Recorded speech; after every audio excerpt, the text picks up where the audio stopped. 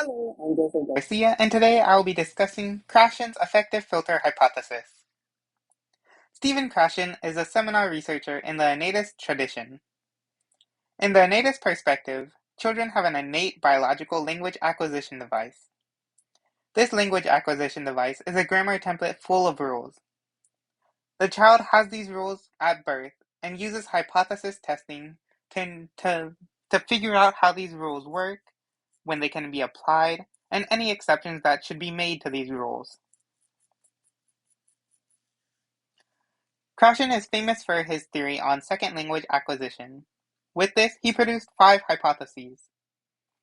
The hypotheses would include the acquisition learning hypothesis, the monitor hypothesis, the natural order hypothesis, the input hypothesis, and the affective filter hypothesis. I will be focusing on the 5th, the affective filter hypothesis. What is it? This hypothesis addresses the social-emotional variables of second language acquisition. The term affective filter is an attempt to describe how a student's attitudes or emotional variables can impact the success of learning a new language. Stated by Figueroa.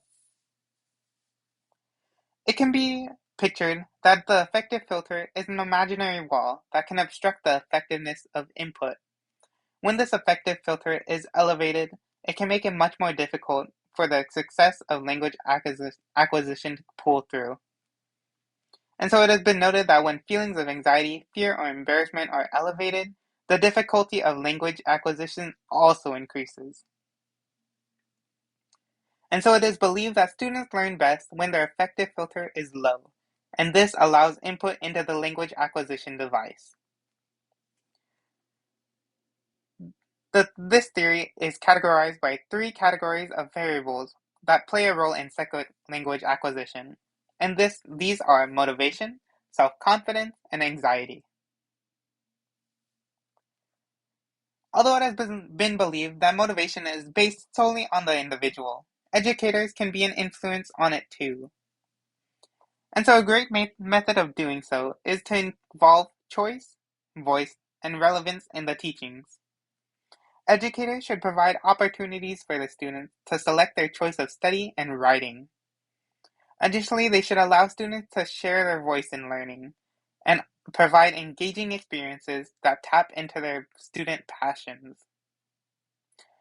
By providing the students with a sense of control over their learning, it helps promote better engagement and motivation in them. Sidlitz education also argues that learners who feel a sense of belonging, value, and respect are more likely to have a lower affective filter. This is because they feel calmer and more at ease in this environment and are able to respond better to a welcoming classroom.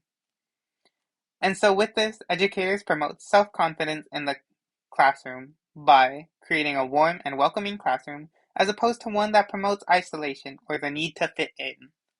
The educator should as well learn the student's name in correct pronunciation, build the classroom around the student population so that any decoration or books accompany the student populations to promote a greater sense of acceptance. And they should get to understand the students beyond the classroom, learn their personalities and who they are as a person. All these bring a greater sense of belonging value to the student and help lower that affective filter. And on to the 3rd category, anxiety. Providing a safe classroom for the students helps to lower their affective filter, as they can feel more calm and relaxed. There are several components that help build a safe classroom, and Seedless education helps states a few. The educator should embrace errors as part of the learning process, fostering and exemplifying a growth mindset to do so. They should ensure that the students understand that making mistakes is part of the learning and helps you grow. They should as well use welcoming body language. Smiles is a great way of making a warm welcome. And a couple more tips would be that they should sit next to them as opposed to across when conferring with them, and they should have their arms placed to the side. These couple of tips help promote a much less confrontational and more inviting feeling to the student. The educator should additionally provide comprehensible input. Comprehensible input is a notion that the materials should be able to be grasped by the English learners.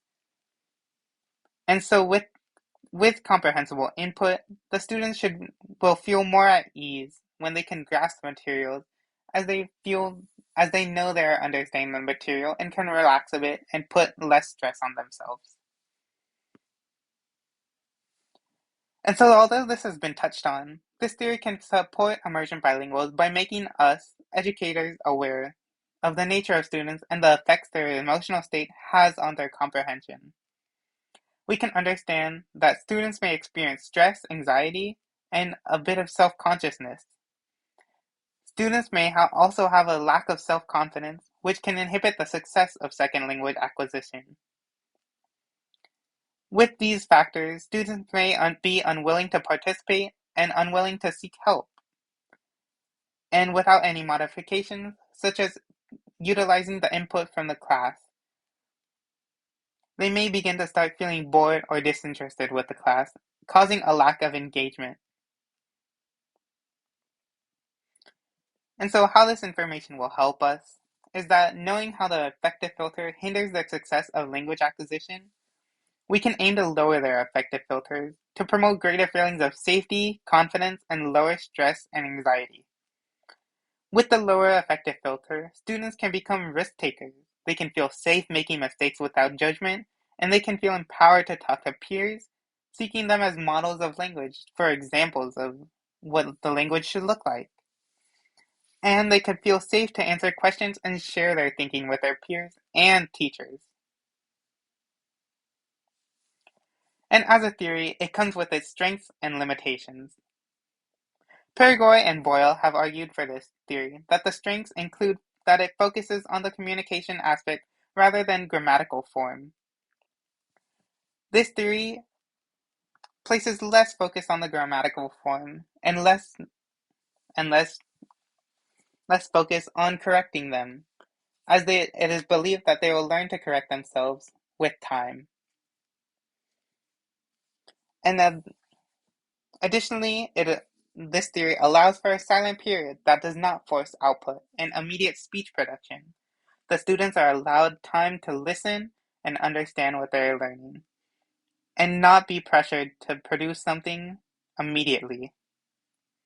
And overall, this theory helps to promote a low anxiety environment. However, it also has its shortcomings, as Paraguay, Boyle, and myself argue that there is no exact measure of what is considered comprehensible input. Comprehensible input is simply a notion that the English learner should be able to grasp on the material at hand.